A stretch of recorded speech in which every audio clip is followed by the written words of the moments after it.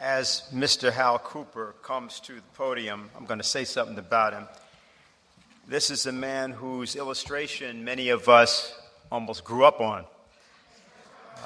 We've been seeing this road around the world, and it's a vision that he supplied a long, long time ago. A lot of Americans, the ambassador from the United States to China, Anson Burlingame, that Lincoln sent there, and people like Cassius Marcellus Clay, that Lincoln sent to Russia, have dreamed of what this man has illustrated and has believed in and has taught for decades. And I want people to understand whom they're hearing from right now. He has not just lived that dream, he has made that dream his life's work. And it's important that you understand that you are honored to hear from him. This is Mr. Hal Cooper, Chairman, Seattle Flight Transport Advisory Board. Do your thing.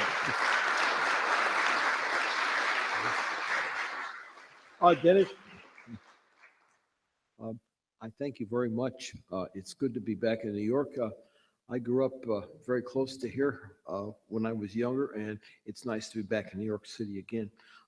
Dennis, before we get started, how do I make sure I get this visual aid right? Which is the switch to go forward and which is not? You want to just call out next slide? Yeah, I'll let you do it, right? It makes it easier.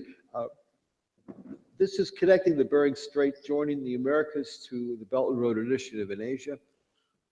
This is a concept that really began a number of years ago. When I first joined the LaRouche organization back in 1991, we began talking about this concept, and I think we've pushed forward on that, and of course that has led us to where we are today. In the next slide, please. Helga, I'm very glad to have you here. Guten Tag.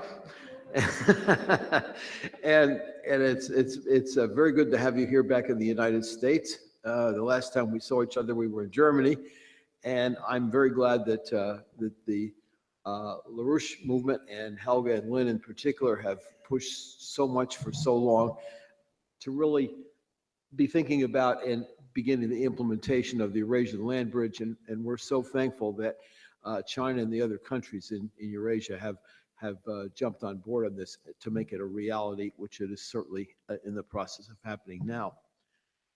And the Eurasian Landbridge, earlier reported in 1997, in which we presented the map of the network. Could I see the next slide, please?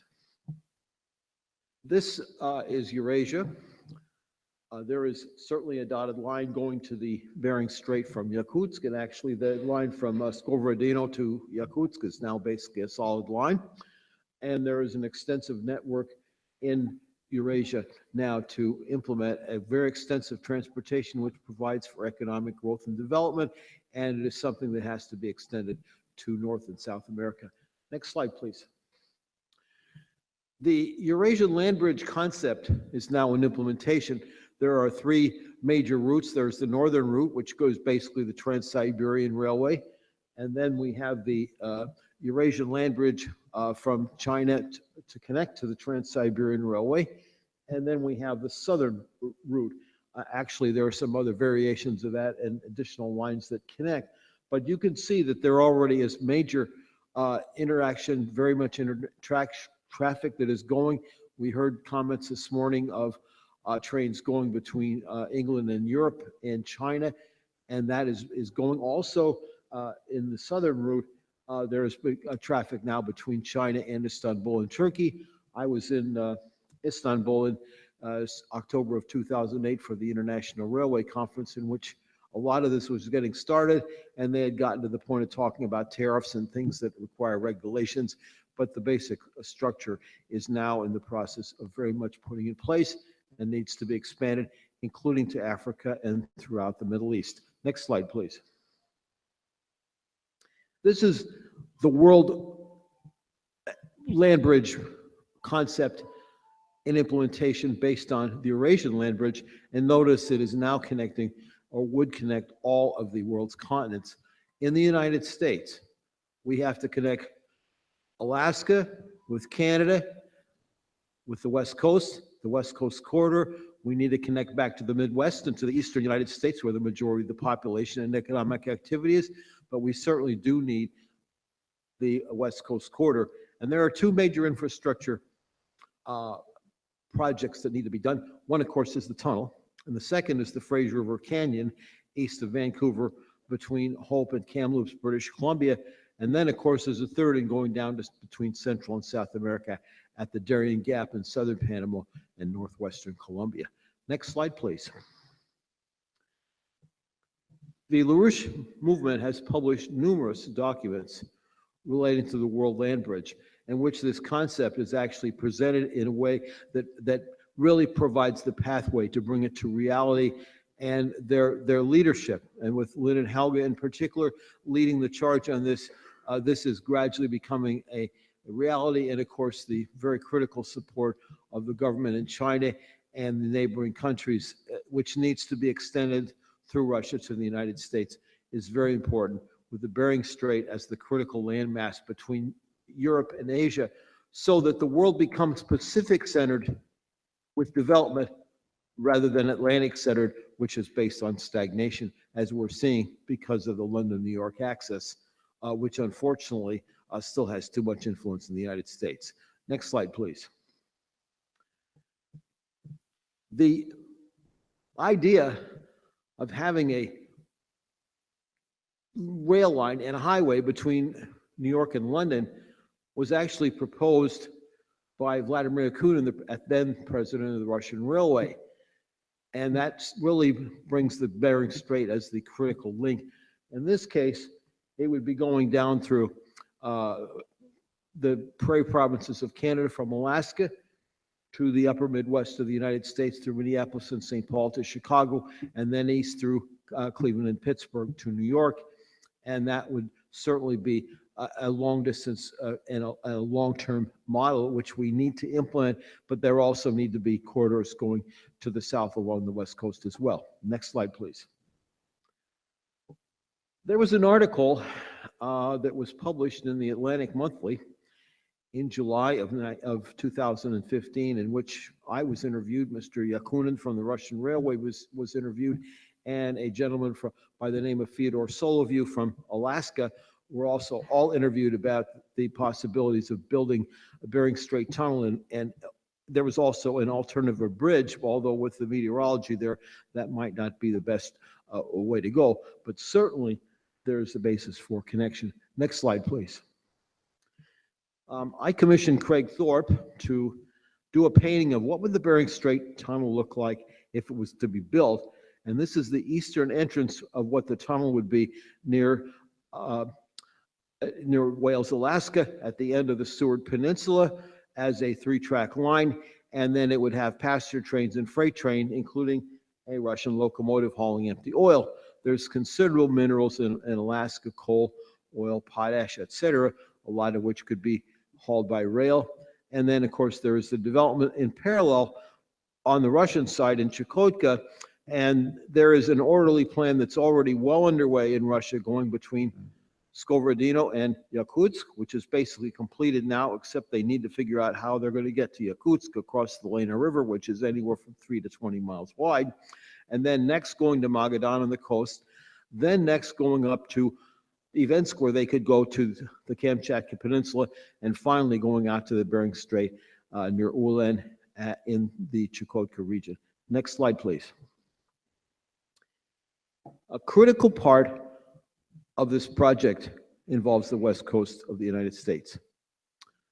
The centers of the United States, being an increasingly important financial and technological center, need to be connected, and we need to have the line coming down from Vancouver to Seattle, to Portland, to Grants Pass, Oregon, and then parallel lines going down through the Sacramento Valley to Sacramento, and then along the US 101 corridor through northwestern California from Eureka down to Santa Rosa, and then a tunnel under San Francisco Bay into San Francisco to connect where the terminal is, which also would connect to the California's high-speed rail project, which does need to be built, I understand it's in President Trump's infrastructure plan, but it needs to get implemented and it needs to be built. And we need a line down the coast as well as in the valley.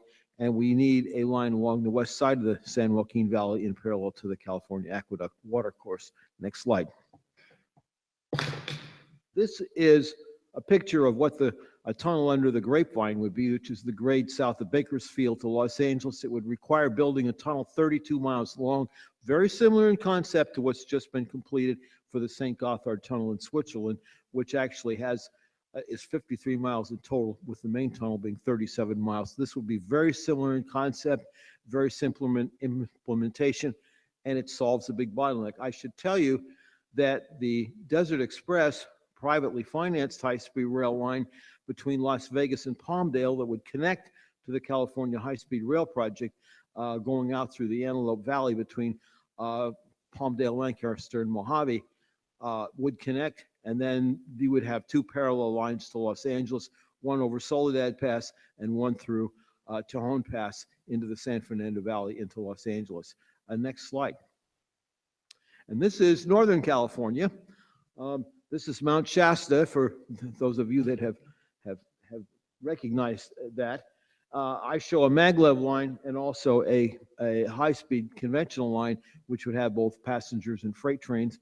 And I would like to see that modified so that we had, instead of the old Southern Pacific colors, we had a new two high-speed trains, one with the California high-speed rail color, and the other is the Amtrak Cascades, which runs to the states of Oregon and Washington. Next slide, please. Now, we need to extend this system down into South America from the United States. And that's going to mean going through Central America, through Mexico, Guatemala, Honduras, El Salvador, Costa Rica, Nicaragua, Panama, into Colombia. And the Darien Gap is a formidable area, and there's a big swamp there, and the best way to do is be built on the mountain foothills to the east, and then have a bridge over the Gulf of Urabá, right there in far northwestern Colombia, to a place called Turbo, and then south, which would ultimately go to Bogota and other cities in Colombia, and south into Ecuador, Peru, and then connecting with these bioceanic railways that are now being proposed across South America, including the presence of the Chinese, both the northern and the southern route, through Bolivia, Brazil, and Peru, and possibly Chile. And there's a separate one between Argentina and Chile. Next slide. And we're showing you at least the northern route for the proposed cross bioceanic railway system in South America, plus the LaRouche proposal for a railway network in South America, which certainly needs to be built. And we need to get rid of the political opposition that has attempted to prevent it in the past, as been extensively discussed already at this conference. Next slide, please. And then this is the proposed rail network in Africa.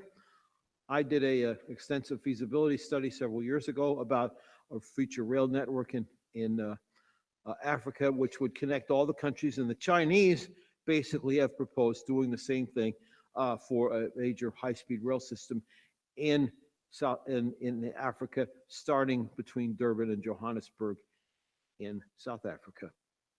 And I think we're done. We are. Well, I thank you.